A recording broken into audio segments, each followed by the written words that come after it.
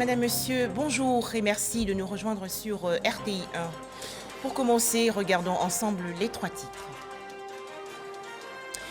En Côte d'Ivoire, premier jour de la rentrée scolaire 2022-2023, les écoliers et élèves ont repris ce matin le chemin des classes.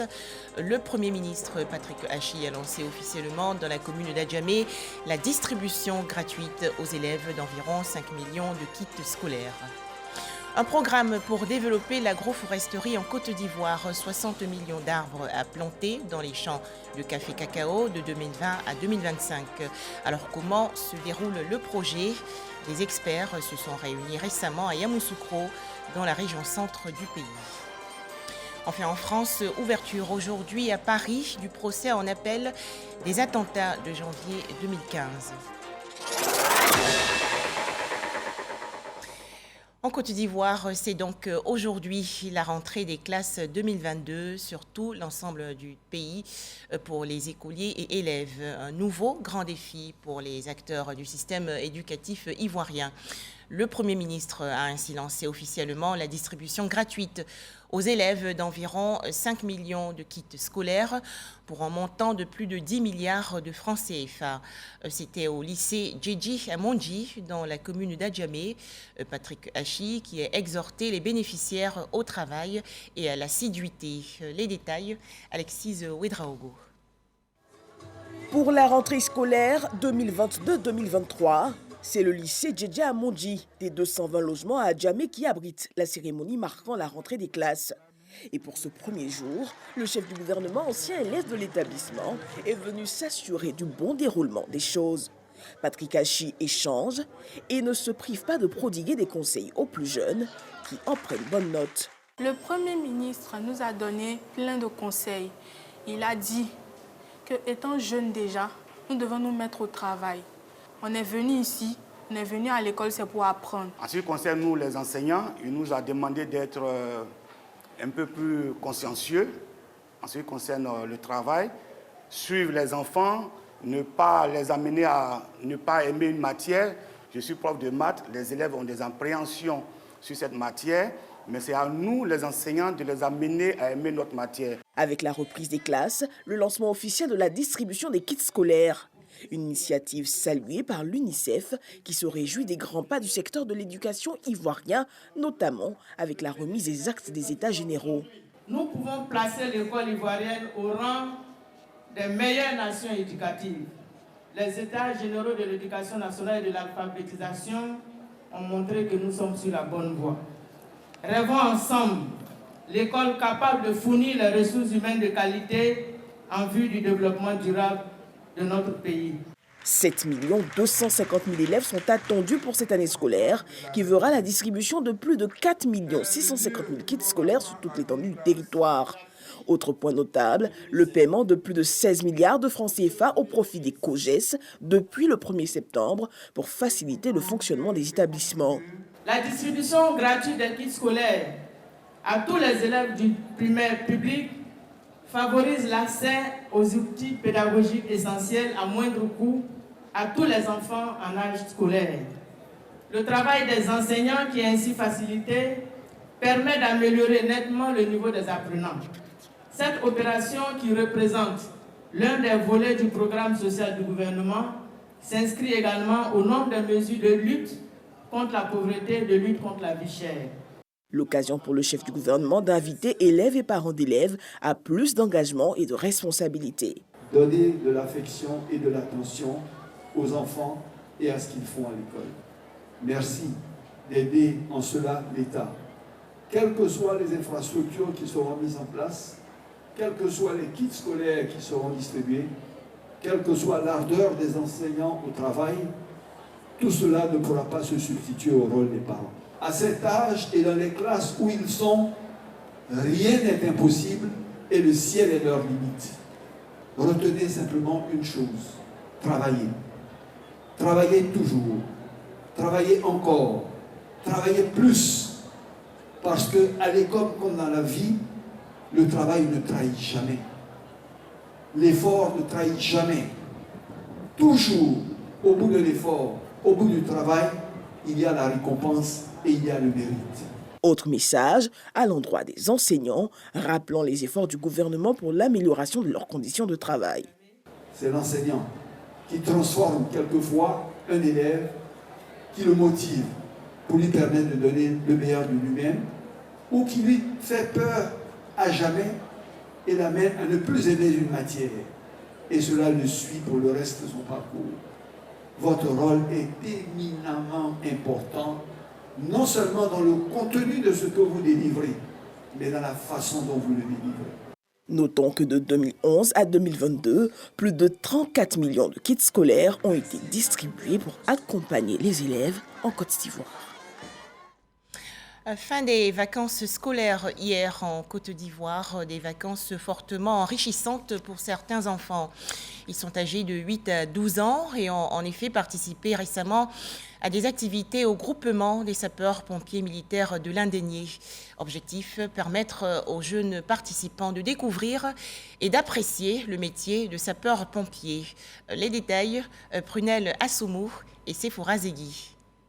L'univers des sapeurs-pompiers, un monde que beaucoup d'enfants rêvent de découvrir. Le GSPM, groupement des sapeurs-pompiers militaires, leur en donne l'opportunité. 130 enfants participent à cette session d'immersion au cœur du dispositif des soldats du feu.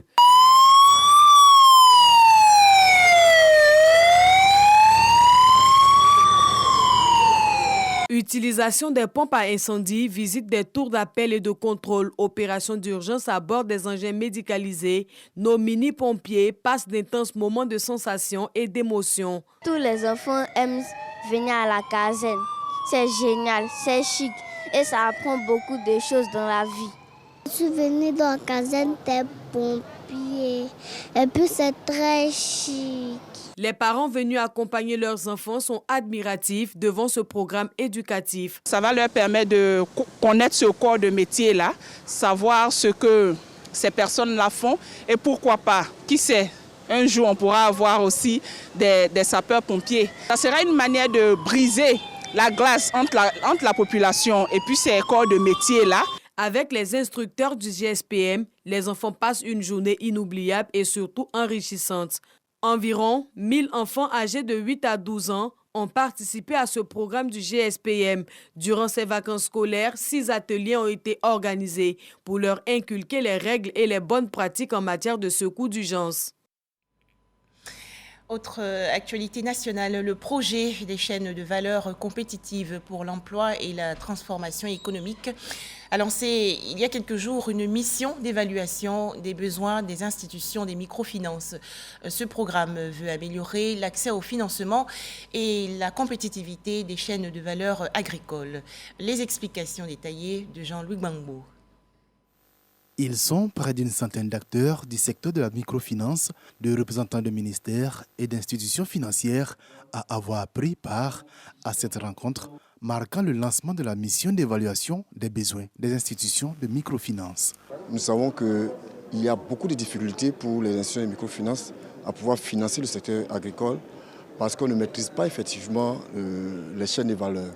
Avec ce projet, je pense que normalement, on va commencer à voir à quel moment, selon les différentes phases de la chaîne de valeur, on pourra peut-être les accompagner. Cette mission d'évaluation est une initiative du projet des chaînes de valeur compétitives pour l'emploi et la transformation économique, PC7.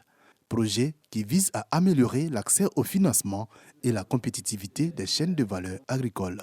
Le projet concerne le secteur agricole qui est un secteur qui n'est pas tout à fait connu des institutions de microfinance. Donc à ce niveau, il y a d'abord un besoin de renforcement des capacités des acteurs du secteur agricole, de sorte à mieux gérer et à maîtriser leur activité et à maîtriser également la gestion de leur business. La rencontre avec les acteurs de la microfinance a été surtout l'occasion de définir les modalités du plan d'action que le PC7 devrait mettre en œuvre afin de soutenir et accompagner ce secteur d'activité. Nous, ce que nous voulons, c'est de les aider déjà à numériser leur processus, de sorte qu'au lieu de déplacer des agences, ce sera plutôt des agents.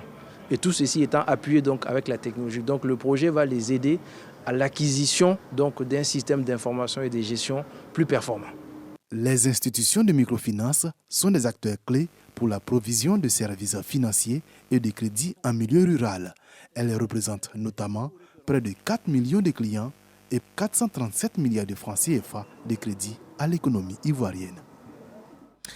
Toujours en Côte d'Ivoire, un programme pour développer l'agroforesterie. Le Conseil du café cacao a initié un projet de planting de 60 millions d'arbres dans les champs de café cacao de 2020 à 2025.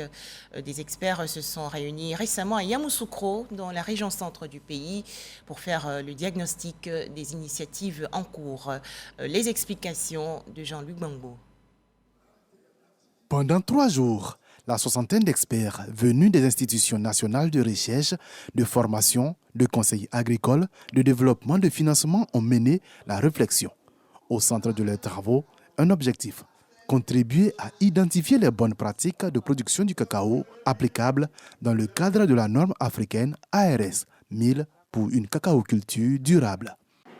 Il s'agissait pour nous de nous accorder sur ce qu'on appelle agroforesterie à base cacao au niveau de la Côte d'Ivoire. Et ces normes ont été définies, identifiées par l'atelier, et par la suite, il s'agira de travailler avec l'ensemble des acteurs à les implémenter, à les mettre en œuvre sur le terrain dans nos plantations. La norme africaine ARS 1000 a été élaborée à l'initiative du Conseil du café cacao de Côte d'Ivoire et du Ghana Cocoa Board. Elle prend en compte la norme internationale ISO 34101 sur le cacao durable. Nous avons une vision plus claire sur le cadre qui va être désormais celui qui permettra de produire le cacao d'une façon respectueuse des dispositions que préconise l'agroforesterie. Le projet de contribution à la reforestation initié par le Conseil du café cacao porte sur le planting de 60 millions d'arbres dans les champs de café cacao de 2020 à 2025. Plus de 3 500 000 arbres ont été plantés de 2020 à 2021 et 12 millions de plants seront distribués en 2022. Toujours au plan national, cette réunion des experts ivoiriens et internationaux du climat. Les travaux et réflexions ont porté sur la préservation du climat et également sur l'aide à apporter à la Côte d'Ivoire afin que le pays puisse tenir ses engagements pris lors de l'accord de Paris. Cette rencontre intitulée « Dialogue national structure sur la transparence dans le cadre de l'accord de Paris sur le climat » est une initiative du programme national Changement climatique. Les explications de Davis Oyo et Abou Sanogo. D'ici à 2030, la Côte d'Ivoire ambitionne de réduire ses émissions de gaz à effet de serre de 30%. Pour y parvenir, plusieurs rencontres sont initiées, à l'image du dialogue national structuré sur la transparence dans le cadre de l'accord de Paris sur le climat. Experts nationaux et internationaux réfléchissent donc sur des mesures climatiques plus fortes pour intensifier la lutte contre le changement climatique. La mise en place de ce cadre de transparence permettra de mieux communiquer et de mieux sensibiliser nos populations, mais aussi les instances internationales sur tout ce qui est fait sur la lutte contre les changements climatiques. Déjà avoir un comportement éco-citoyen, que nos entreprises entrent dans une logique de transfert de technologie de sorte à éviter ou en tout cas à utiliser des technologies qui sont dangereuses pour nous, avoir des comportements au niveau de nos populations rurales, arrêter la déforestation. Nous avons un gros défi, par exemple, avec l'orpaillage qui pollue nos sols. Ce rendez-vous vert bénéficie de la caution de la tutelle. Ce que nous attendons de ce dialogue national, c'est d'identifier clairement les obstacles, les difficultés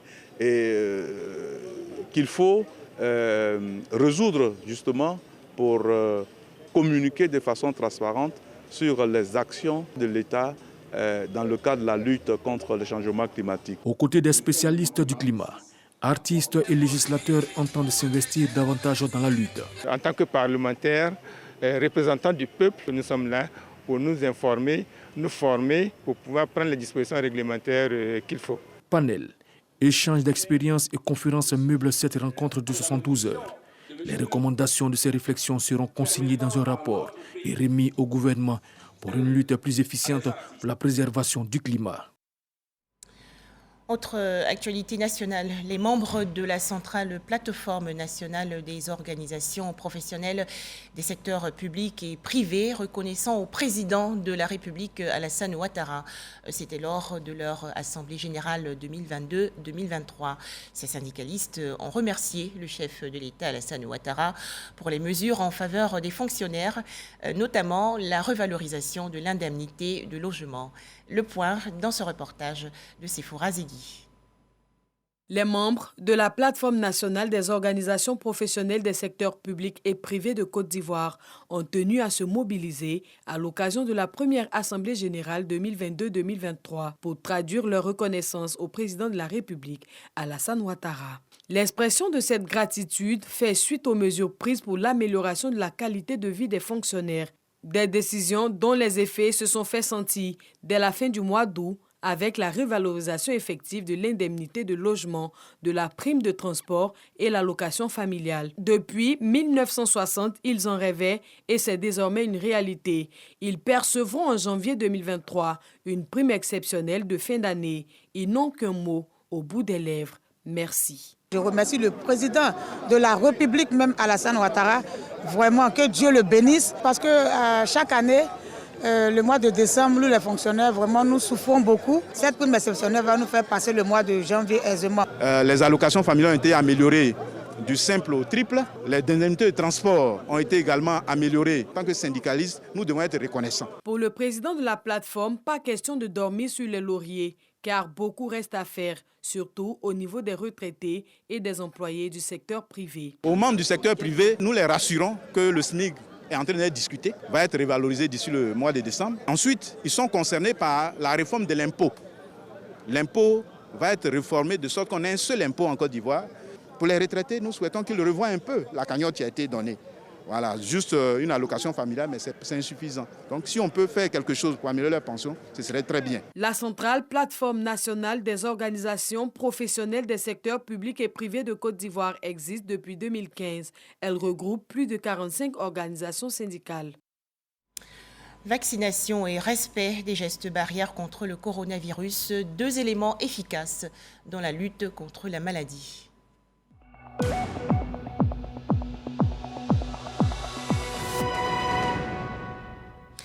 En Côte d'Ivoire, 14 nouveaux cas de coronavirus enregistrés hier par le ministère de la Santé, de l'Hygiène publique et de la couverture maladie universelle. La Côte d'Ivoire dénombre actuellement 86 933 cas confirmés de coronavirus, 86 087 personnes guéries, 822 décès et 24 cas actifs. Poursuivons tous activement la lutte contre le coronavirus. Un tout autre sujet à présent, une ambulance médicalisée pour le centre communautaire de Tankessé dans la région nord-est du pays. C'est un don du président de la République Alassane Ouattara. Objectif, permettre l'évacuation rapide des malades et améliorer la santé des populations. Les précisions de Herman Niamien.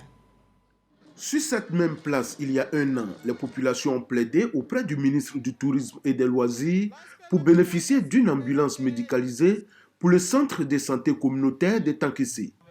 Aujourd'hui, c'est chose faite. Le ministre Siandou Fofana est revenu au même lieu pour leur remettre une ambulance. Une joie pour les populations et pour les responsables du centre de santé qui voient ainsi la fin de leur calvaire. Souvent, on a recours à d'autres ambulances, mais qui sont occupées. Et donc, quand c'est comme ça, on prend les transports en commun pour évacuer des malades. Ce n'est pas du tout adéquat. Donc, c'est le confort des malades qui va changer et nous allons sauver des vies grâce à ça. Merci à Monsieur le ministre d'avoir écouté le cri de cœur de la population de Tankessé en lui offrant cette ambulance qui va nous permettre d'évacuer plus facilement nos malades. Remettant les clés de l'ambulance aux populations, le ministre Siandou Fofana s'est dit disposé à les accompagner dans toutes les actions visant à leur assurer un mieux-être. En retour, il leur a demandé de faire confiance au gouvernement du président Alassane Ouattara qui a pour seul souci d'apporter le développement dans toutes les régions du pays. 5 ambulances que nous allons offrir à bien des localités à Imbleko et à Kounfao, et cela grâce à vous. Si vous voulez le développement c'est maintenant. Et aider bien d'autres cadres à vous aider pour que nous-mêmes qui sommes vos enfants, on puisse vous aider. Sandou Fofana a assuré aux populations qu'en plus de l'ambulance, d'autres actions seront encore menées au profit de la localité afin de les sortir de la précarité. Vers la construction d'un centre médical ultramoderne des retraités et personnes du troisième âge. Ce projet a été présenté par la Maison de la Fédération des retraités de Côte d'Ivoire aux membres du Conseil national des retraités du public et du privé. C'était lors d'une visite à Azagué-Blida dans la commune d'Anyama. Les détails, Patricia Etia. Ce terrain de 3 hectares situé à Azagué-Blida, dans la commune d'Anyama, sera dédié à la construction d'un centre médical ultramoderne pour les personnes du troisième âge. Selon le président de la MAFERESI, ce don de 3 hectares, sur lequel sera bâti un centre médical, vient à point nommé car il permettra aux retraités de retrouver leur dignité. C'est un terrain de 2 hectares, 60 à 72 centiyards, presque 3 hectares. Donc, d'un côté, nous allons construire l'hôpital avec tout ce que cela comporte.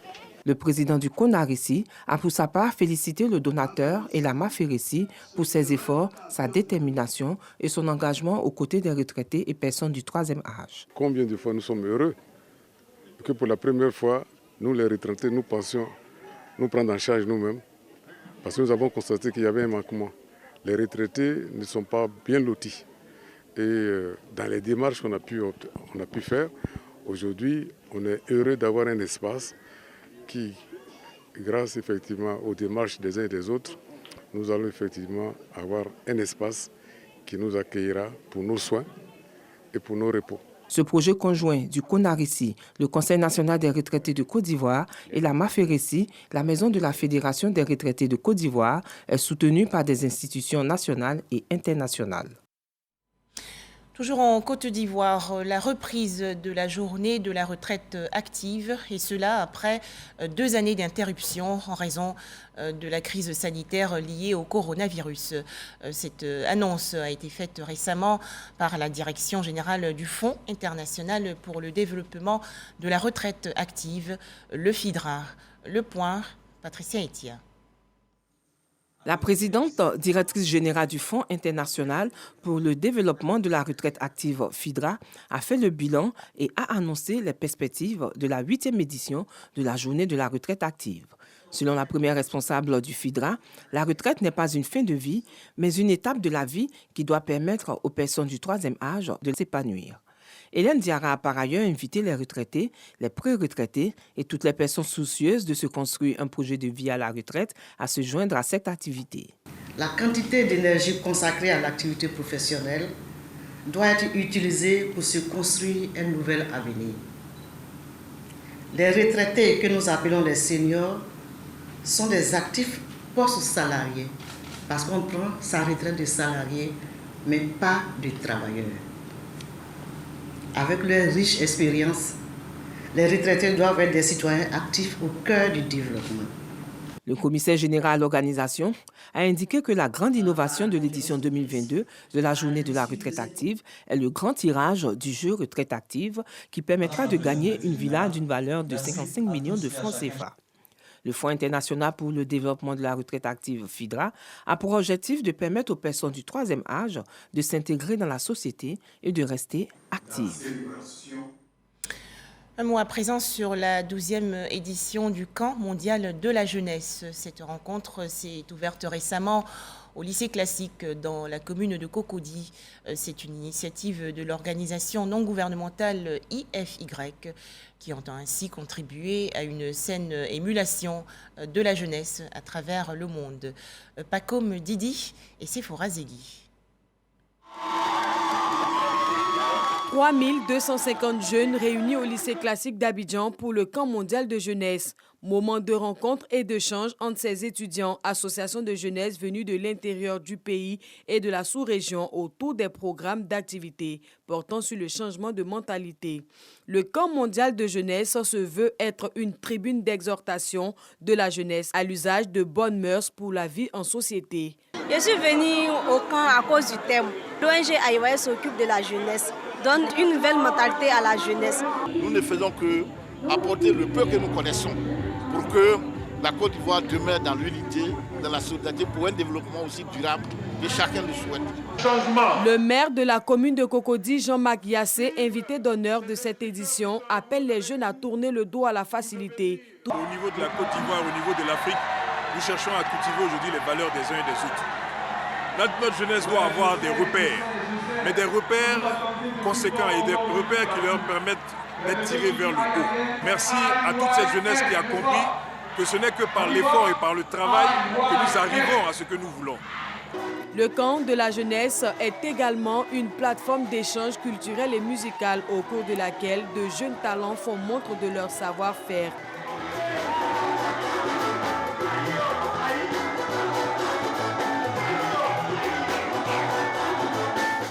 Fondée en 2001 sur la base de l'esprit chrétien, l'ONG IYF se fixe comme objectif d'apporter des solutions concrètes aux problèmes mondiaux et des formations aux leaders d'éducation qui disposent d'un sens des échanges internationaux, d'où des échanges de partage d'expériences entre religieux, société civile, communicateurs sur le changement de mentalité.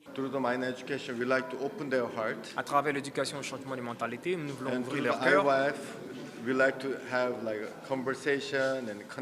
Et à travers IYF, nous voulons tenir la conversation et les échanges. And through the Mind Education, they can find what's the problem of their heart, why not they happy, how can they happy. Et à travers l'éducation au changement de mentalité, ils connaîtront la nature de leurs problèmes et comment est-ce qu'ils peuvent être heureux. Les programmes de IYF donnent ainsi à beaucoup de jeunes la possibilité de redevenir de nouvelles personnes. Direction la région centre-nord du pays. Les femmes de 10 villages de la sous-préfecture de Bouandougou ont reçu récemment des semences et intrants. À noter que ces braves agricultrices vont également bénéficier d'une formation. Les travaux vont porter sur les bonnes pratiques agricoles et la comptabilité simplifiée. Les précisions de Soro Corona de RTI Bouaké. Fourmangoro, village de la sous-préfecture de Bouandougou, région du Béri. Les femmes de la localité font de leur autonomisation une priorité. Dans la quête de cette autonomisation, la coopérative Benkadi, regroupant 10 villages, a vu le jour. Cette coopérative est née pour nous permettre de nous prendre en charge et soutenir nos familles. Nous allons pouvoir évacuer aisément nos productions avec l'implication des cadres de la région du Béri. Pour relever le défi de l'autonomisation, ces femmes rurales sollicitent le soutien des cadres de la région. Un appel bien perçu. Les cadres assistent ces femmes-là d'abord dans leur effort de regroupement, les aider à acquérir les intrants pour leur permettre évidemment de faire ces cultures qui va leur permettre demain d'être indépendantes.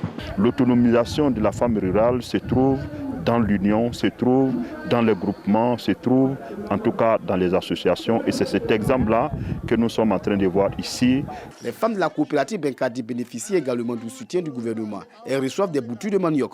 Quand elles vont recevoir ces boutures-là, elles auront une formation sur les bonnes pratiques agricoles, sur les techniques de commercialisation, sur les techniques de recherche de marché. Parrain de cette cérémonie d'investiture, le député maire de Bouandougou, Amadou Kamagaté, exhorte les femmes de la région à suivre le chemin tracé par la coopérative Benkadi. Je félicite Benkadi et j'invite toutes les autres femmes à s'inscrire dans cette dynamique en s'organisant.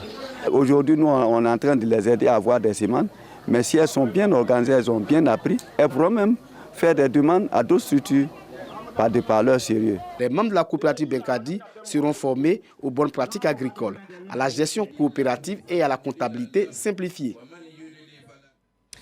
Des images à présent. L'ouverture aujourd'hui en France du procès en appel des attentats perpétrés en janvier 2015 à Paris, la capitale. Il s'agit des attaques contre le journal Charlie Hebdo, des policiers et le magasin Hyper Cacher qui ont fait 17 morts au total. À l'issue du premier procès en décembre 2020, les 14 accusés avaient écopé de peine allant de 4 ans de prison à la réclusion criminelle à perpétuité. Deux d'entre eux, notamment Ali Rizapola et Amar Ramdani, tous deux proches de Amédi Koulibaly, ont fait appel. Pour terminer, rappelons ce tout premier jour de classe pour l'année académique 2022-2023 en Côte d'Ivoire. Le Premier ministre Patrick Achi a officiellement lancé aujourd'hui dans la commune d'Adjamé la distribution gratuite aux élèves d'environ 5 millions de kits scolaires pour un montant de plus de 10 milliards de francs CFA. Voilà, merci de nous avoir suivis et surtout, excellente rentrée scolaire 2022-2023 à tous les écoliers et élèves de Côte d'Ivoire.